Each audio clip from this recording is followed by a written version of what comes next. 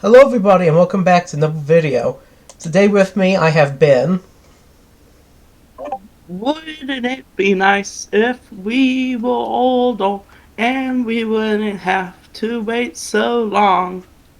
Santiago, Hello, what's up? Fan, Hello. and Paper. Hello. Alright, now today we're Yes. looking at our favorite songs of 1962. So we've made kind of a list, each one of us, and Paper has compiled them into one bigger list. I'll let him explain how he did it exactly. So Paper, want to take it away? Yes, this is our, I guess, year in review, I suppose, where everyone just gave me a list of songs and kind of I had them ranked by like points and stuff. It's like first place was 20 points, second was 19, and so on and so forth. Piling them together into a top 10 just to see kind of like what we think stands out the most of each year and to see, like, I guess what the most popular song to us is, if there is really consensus, or if not, because it could be really scattered. So it's also just cool to see that. Um, I'm gonna reveal the top 10 now. If y'all want to hear that, here we go. So just to start off, this is actually not really a top 10 because of the fact that there wasn't too much consensus on this one. So it's more of a top 12 because the bottom, the 10th spot has three ties for 10th. It's Santiago's second choice.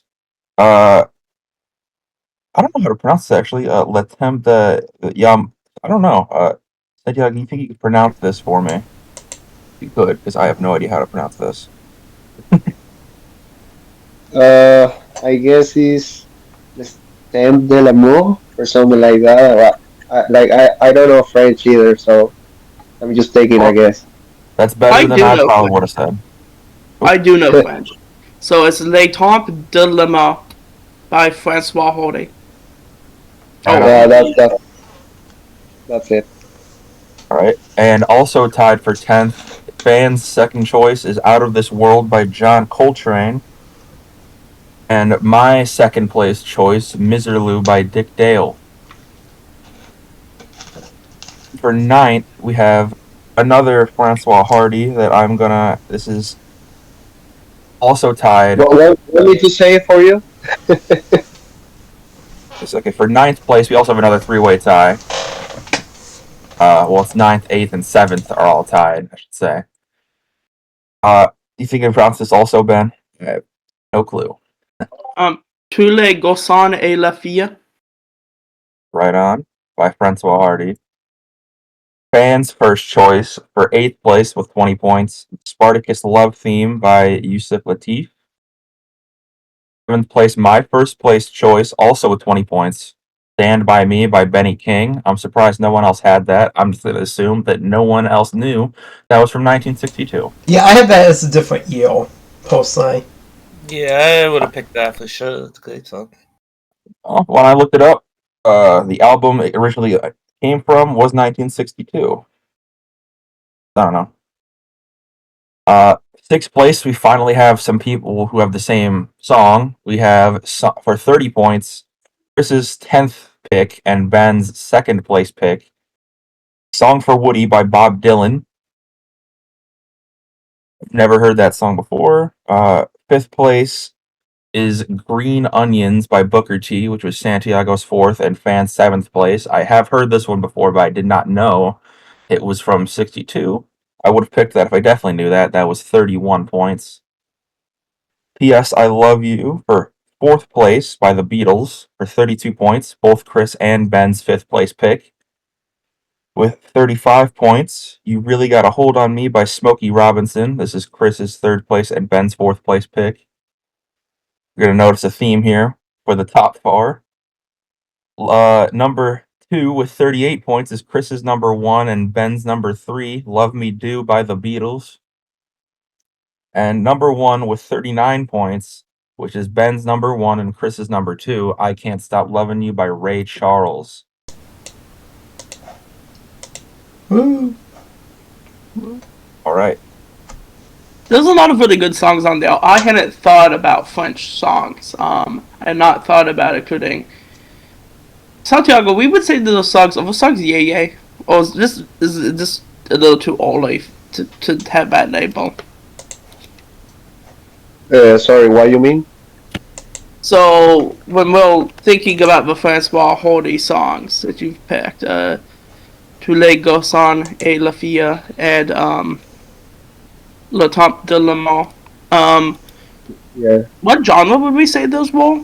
Yeah, that's basically, it's literally JJ music, as you said, which Yeah. is, it was pretty popular back then, like especially 62, 63, before Beatlemania.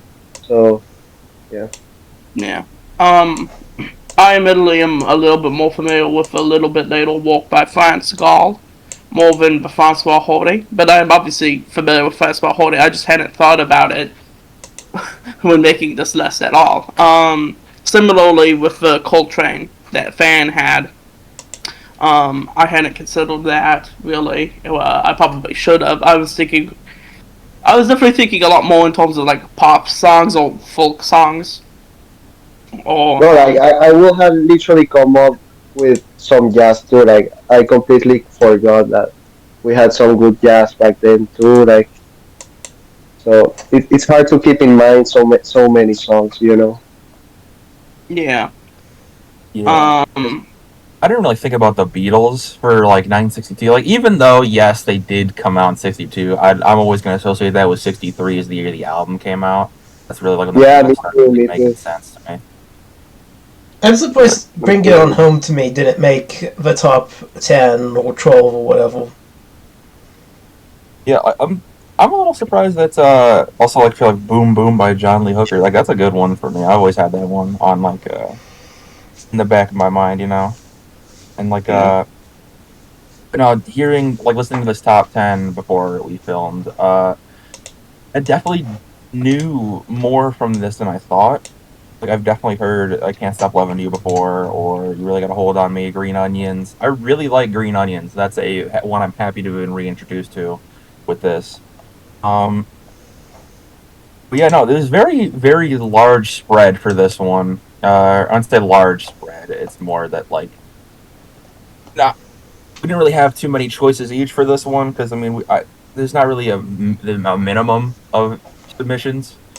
Had a maximum of 20, but for this, it's kind of like this is a year that we don't really have too much for. We had like 24 songs altogether between all of us, as opposed to some years later, which have like close to 30 something. So, but it's gonna get a lot more tight. The grouping, I should say, like for points wise, I think there's gonna be a lot less ties. But that's just kind of more how it is with how we don't really know too much from '62, so it's cool to kind of familiarize ourselves with this era of music and just kind of see like it's kind of a pre-Beatles era. Yeah, like then it gets better when we go along the 60s. Like when I was making the list, like of course, uh, when I was going like earlier, like 62, 63, 64, like yeah, it was a little bit hard for me to choose the songs. But then when we go to 66, 67, then there were like a lot of songs I was coming up, you know. Yeah, I think that's kind of one of the more interesting parts about this too, is that like we really just 62, kind of like 60, like the early '60s and before is kind of that's just like when music really wasn't as big culturally to like nowadays. I feel like it has the least amount of carry, I think, to the modern era. But meanwhile, you're still hearing about like the Beatles and other most of the '60s all the damn time. Like this is kind of just like a window to like the I whole. would say like personally the best era of music was like late 60s to early 70s. Like there was a lot going on then, a lot of experimentations, new sounds and stuff like that. So yeah, it's hard to pick a good song from like only a top five, you know, because there's just so many. Yeah, it's rough for sure. Chris, you say you posted your list here. Any thoughts on 1962 as a whole here?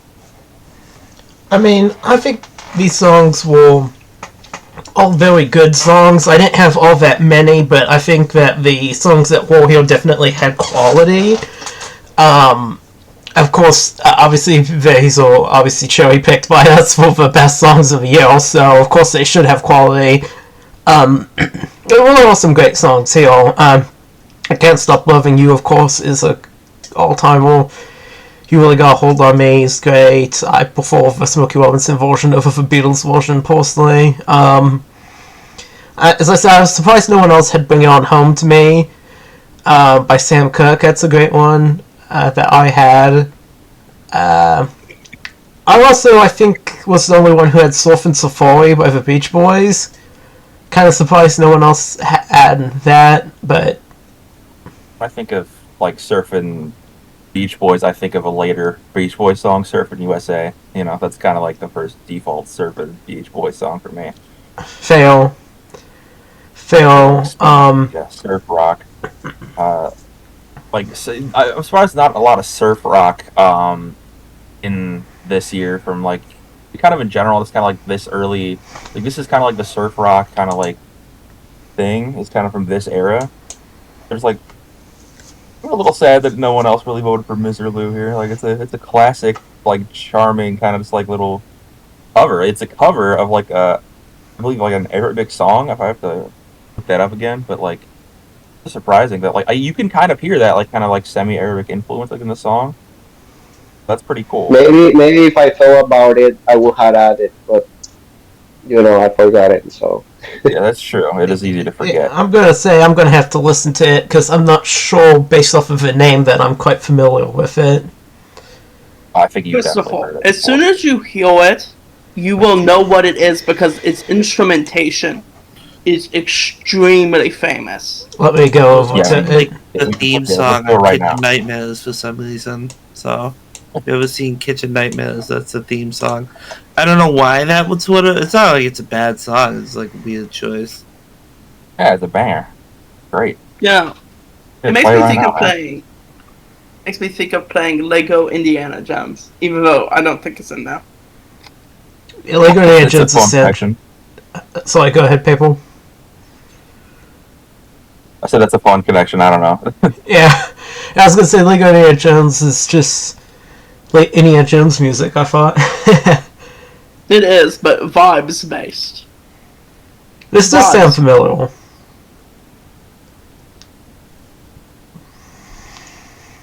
Yeah, I'm listening to it right now. And any really thoughts on 1962 as a whole? You haven't said anything so far. Any thoughts here?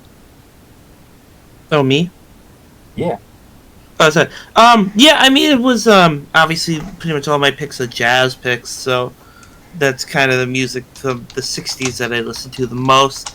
In that scene, there was a lot of great stuff with 3 years after 59, which is arguably the most groundbreaking year in jazz.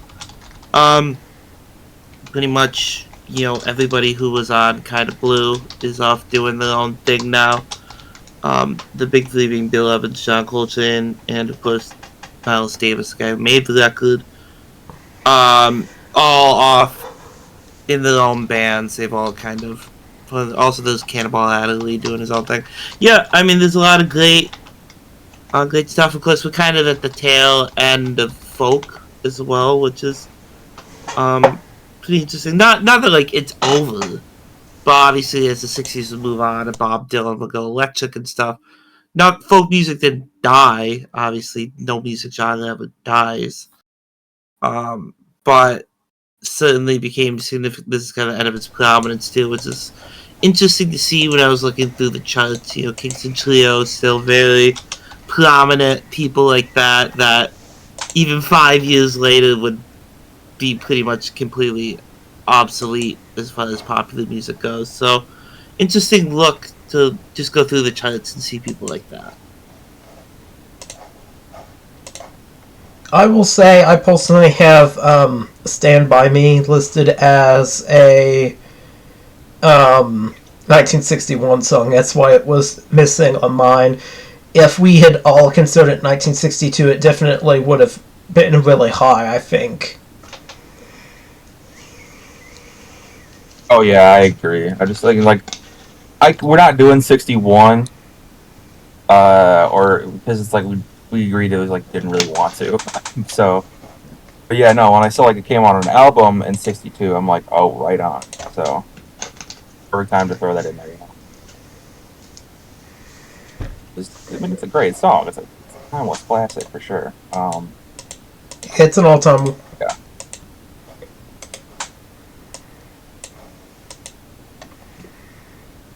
Oh, one thing I realized also though, I listened to these is like this is just kind of like I don't know, like barely describe it, but like you really just can tell like this like even if this was like played on like modern recording, like it just kind of feel like it just is dated by like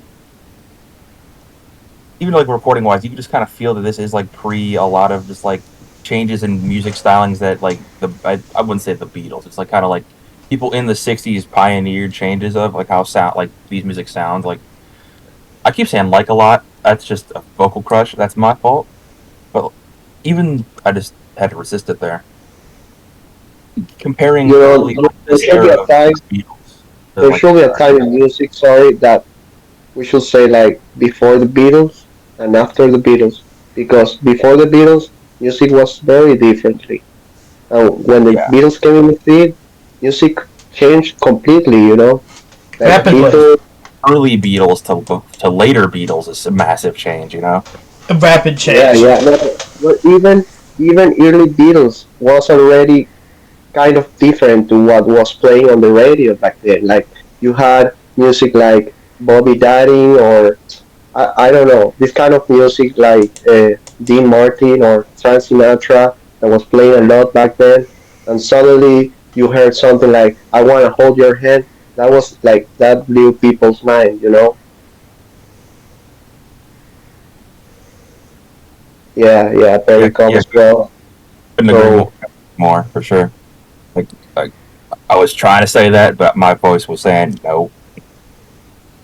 so Do it. like early 60s is still pretty important for for 60s music history as a whole, because all of these songs that we are discussing, it's what made the sound that developed in the coming years, you know, like for example John Coltrane influenced the Birds, raga rock, psychedelic rock, who were trying to, you know, experiment with these sounds that Miles Davis or Billy Evans. Well, not Billy Evans. Actually, John Coltrane did with jazz, like modal jazz or even the third string jazz. So, yeah, it really played an important role for psychedelic psychedelic music and stuff like that. Popular music didn't like. This is kind of one of the last times that popular music really was sounded like the non-Beatles one sounded like this. Like, it really is like changing and shifting very rapidly here, and this is kind of one of the last examples of music that sounded like this. That was the most popular. Yeah, yeah, it even influenced the Beatles a lot. This music like jazz and early rock and roll, rockabilly and stuff like that. Yeah, this is sort of like the world the Beatles and the other kind of British invasion bands and the bands that were coming to the forefront at this time sort of reshaped. You know what they say? Bands on their way out, especially boy bands with guitars, they're never gonna come back. That's That was Sadly. so 50s. In the 60s, we have other things. Not guitars. Guitars are on their way out. The 1960s, it will be about Billy Cuomo. Do they really think that? Yes, No, that's famously, the Beatles were rejected by a label by someone saying that. That's crazy. I didn't know that. That's actually really funny. What was it? It was the Yeah. Decca, Yeah, I think right? so, because that same label, after rejecting the Beatles, jumped at the Rolling Stones the moment the Rolling Stones came around because they realized they had messed up with the Beatles. Yeah, I mean Yeah, that's like probably many one of labels, the best couples ever. the labels were underestimated. Is it how you say in English? Underestimate? Like under, but under. I don't know how to say in English. This is not my main language. Undervalue. They were undervalue. Yeah, yeah, that's Uh, it. these bands like early Beatles because they thought they were not gonna be a big thing in the industry, when in fact it was complete opposite. Exactly. Maybe underestimated would be also a good term for that. Underestimated. Yeah, yeah. All right. Any y'all have anything else to say? Want to say about this here? I think this is a good year, but I think the years that are coming up will be even better. Yeah, that's kind of how I feel about this as a whole. Absolutely. Yeah, I feel like music is kind of pre-Bananarama and post-Bananarama, so we still got about 20 years till the good stuff comes out. 62 is like 62 music is like the pillars, like the pillar year for the music that was going to come after. Yeah, it's still important to definitely look at. Yeah. But yeah, definitely take a listen to these songs. This top 10, even the top 20 if you want.